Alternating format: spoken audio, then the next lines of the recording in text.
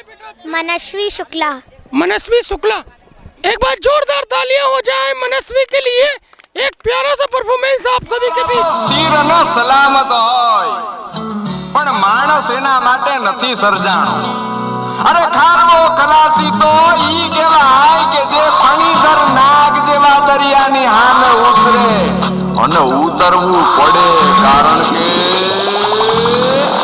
કિનારે તો ખાલી પડે નાની નાની પગલીને નાના એવા સપનાની રેત વાળી ડગલીને તોફાનો તરાપ મારે હાલે સાવ આપી જાય તોય જેની હિંમત અને આમ નહીં આપે એવો ખારવો ખલાસી એવો આગનો પ્રવાસી એવો ખારવો ખલાસી એવો આગનો પ્રવાસી ગોતીલો ગોતીલો ગોતીલો ગોતીલો ગોતીલો ગોતીલો પોતાના જ દરિયામાં પોતાની જ ડૂબકીથી જાતનું અમૂલ મોતીલો પછી જે મજામાં ખાલી વાવટા ધજામાં એવો આગનો પ્રવાસી ગોતીલો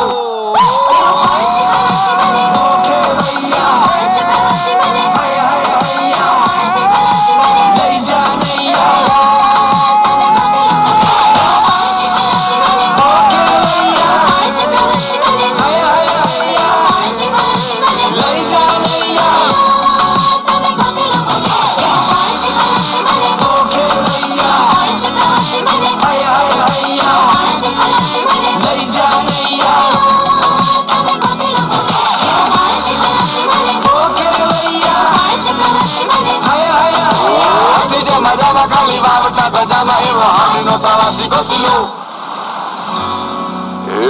ગોતીલો તમે ગોતીલો ગોતીલો. एक बार जोरदार तालियां हो जाए